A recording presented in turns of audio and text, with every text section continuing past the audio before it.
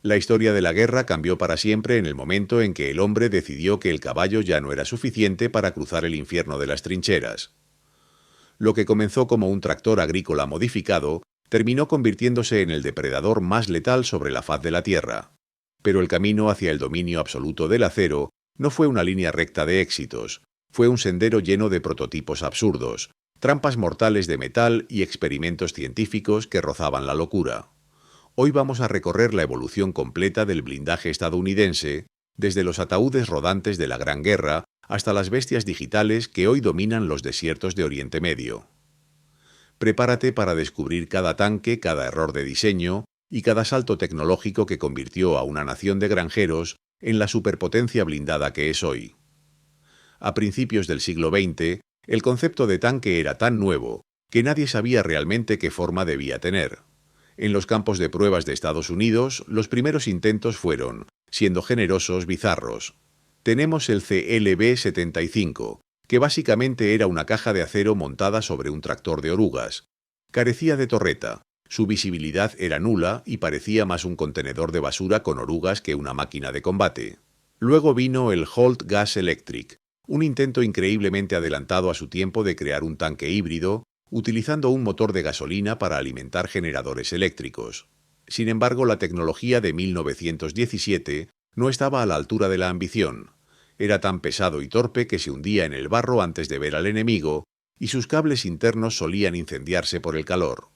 Quizás el diseño más extraño de esta era fue el Skeleton Tank. Los diseñadores, en un ataque de creatividad desesperada, pensaron que si hacían un tanque que fuera mayormente aire, construido con tuberías de hierro en lugar de placas de blindaje pesadas, las explosiones de artillería pasarían a través de él sin dañarlo. Además, su forma romboidal le permitía cruzar trincheras sin atascarse. Era una idea fascinante en el papel, pero una pesadilla suicida en la práctica. Cualquier soldado con un rifle podía eliminar a la tripulación que estaba expuesta en una pequeña caja central. La verdadera base de la fuerza blindada estadounidense nació de la colaboración y, a veces, del pragmatismo extremo. El Ford de 3 toneladas fue el intento de Henry Ford de crear el Model T de los tanques, pequeño, barato y diseñado para atacar en enjambres masivos. Pero la guerra terminó antes de que pudieran inundar Europa con ellos. En su lugar, el ejército tuvo que conformarse con el M1917, una copia licenciada del Renault FT francés. Durante años este pequeño tanque con su torreta giratoria fue el único músculo blindado de Estados Unidos, sirviendo como escuela para los futuros comandantes de tanques. El Mark VIII Liberty, por otro lado, fue un esfuerzo colosal con los británicos para crear un Behemoth capaz de atravesar cualquier fortificación. Con más de 10 metros de largo era impresionante, pero mover esa masa por carreteras de tierra era una pesadilla logística que casi nadie quería gestionar. Entre las dos grandes guerras, el diseño de tanques entró en una fase de experimentación salvaje y presupuestos recortados. Los ingenieros empezaron a entender que la velocidad podía ser tan importante como el blindaje. Aquí entra en escena Walter Christie, un genio excéntrico que diseñó tanques capaces de rodar sobre sus orugas en el campo y cambiar a ruedas para volar por las carreteras a casi 100 km por hora. El M1931 de Christie era tan revolucionario que su sistema de suspensión permitía que el tanque literalmente saltara obstáculos. Aunque el ejército estadounidense encontró sus diseños demasiado complejos, estas ideas sembraron la semilla de la movilidad moderna. Durante este tiempo, la caballería llamaba a sus tanques coches de combate, para evitar restricciones legales, creando máquinas como el M1 Light Tank, enfocadas totalmente en el reconocimiento y la velocidad pura, aunque su blindaje apenas resistiera disparos de pistola. Cuando estalló la Segunda Guerra Mundial, Estados Unidos se dio cuenta de que estaba peligrosamente atrasado frente a los Panzer alemanes. El M3 Lee fue el resultado de esa prisa, con un enorme cañón de 75 milímetros montado en el chasis, porque no sabían cómo ponerlo en una torreta giratoria. Era alto, torpe y ofrecía un perfil gigantesco al enemigo. En los desiertos del norte de África, los británicos lo aceptaron por pura necesidad, pero lo apodaron la tumba de 7 hermanos. Fue un parche temporal mientras Detroit preparaba al verdadero rey, el M4 Sherman. El Sherman no era el tanque más pesado, ni el que tenía el cañón más grande, pero ganó la guerra por su fiabilidad industrial. Mientras un tanque alemán Panther requería horas de mantenimiento por cada hora de uso, el Sherman seguía avanzando. Podías repararlo en el barro, sus piezas eran intercambiables y podías fabricar 50.000 unidades. Fue el martillo que golpeó incansablemente hasta que el eje se rompió. Sin embargo, tenía un lado oscuro. Su tendencia a incendiarse al ser alcanzado le valió el apodo de Ronson. Los soldados tenían que aprender a sobrevivir en una máquina que era una maravilla de la logística, pero una apuesta arriesgada en el combate cara a cara contra los pesados Tiger. Durante la guerra la experimentación no se detuvo. Surgieron variantes como el M-22 Locust, un tanque tan pequeño que podía viajar dentro de un planeador. La idea era que los paracaidistas tuvieran apoyo blindado instantáneo tras las líneas enemigas, pero su blindaje era tan fino que una ametralladora pesada podía destrozarlo. A medida que avanzaban hacia Alemania, los tanques enemigos se hacían más letales, obligando a crear monstruos como el T-28 o T-95. Este no era un tanque normal, era una fortaleza móvil sin torreta, con 4 juegos de orugas y un blindaje frontal de 300 milímetros, diseñado para pulverizar búnkeres. Nunca llegó al frente, pero demostró que Estados Unidos podía construir cualquier cosa para asegurar la victoria. El M-26 Pershing finalmente llegó al final de la contienda para dar a los soldados algo capaz de perforar el blindaje de un Tiger a larga distancia. Con la Guerra Fría, la tecnología blindada entró en una fase de musculación extrema.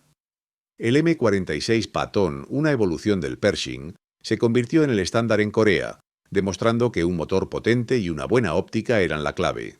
La familia Patton evolucionó hacia el M-48 y luego el M-60, que se convirtió en el icono de la era de Vietnam. El M-48, con su casco redondeado diseñado para desviar proyectiles, fue fundamental en los combates de jungla y ciudad. En esta época la paranoia nuclear llevó a diseños futuristas como el M551 Sheridan, un tanque hecho de aluminio para ser ligero y lanzable desde aviones. Era básicamente una lata de refresco con un cañón de 152 milímetros que también disparaba misiles Shillelag. Aunque innovador, era frágil. Una mina pequeña podía desintegrar el casco de aluminio, lo que generó un profundo miedo entre sus tripulaciones. Pero el mundo estaba a punto de presenciar el nacimiento del depredador definitivo. En los años 80, tras el colapso de proyectos ambiciosos y caros, como el MBT-70, nació el M1 Abrams. Este no era un tanque convencional, funcionaba con una turbina de gas similar a la de un avión, lo que le permitía moverse casi en silencio y alcanzar velocidades asombrosas.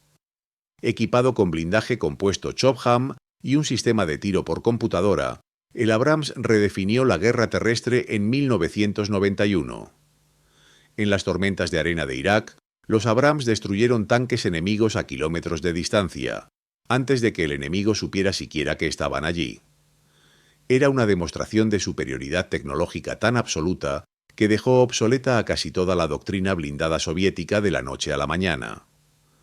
Hoy en día, el Abrams sigue siendo el rey, pero se ha transformado en una plataforma digital. El M1A2 EPI-3 incorpora inteligencia artificial, sensores térmicos de tercera generación y una red de datos que permite a cada tanque saber qué ve el resto de la unidad. Pero el futuro trae nuevos desafíos. Estamos viendo el nacimiento de máquinas como el M10 Booker, un vehículo de apoyo de fuego diseñado para ser desplegado rápidamente por aire, devolviendo a la infantería esa potencia que perdió con la retirada de los tanques ligeros. Prototipos como el Abrams X proponen un futuro con motores híbridos eléctricos, lo que reduciría el consumo masivo de combustible y permitiría misiones de acecho silencioso, donde el tanque se mueve sin ruido de motor. Además, el campo de batalla moderno está plagado de drones y misiles inteligentes, lo que ha llevado al desarrollo de sistemas de protección activa como el Trophy, capaz de interceptar misiles en el aire antes de que toquen el tanque. El futuro M1E3 promete ser una máquina más ligera, más inteligente y con torretas operadas remotamente, protegiendo a la tripulación en una cápsula blindada dentro del casco. Desde aquel primer tractor de Detroit hasta los titanes digitales que se preparan para la guerra electrónica, la historia de los tanques estadounidenses es un testimonio de la ambición por dominar el campo de batalla a través del acero. Es la historia de hombres que confiaron su vida a estas máquinas y de ingenieros que nunca dejaron de soñar con la máquina de guerra perfecta. Al final, el tanque es más que metal. Es el símbolo de una nación que decidió que el terreno se gana centímetro a centímetro, con el rugido de un motor y el disparo de un cañón que resuena a través de la historia.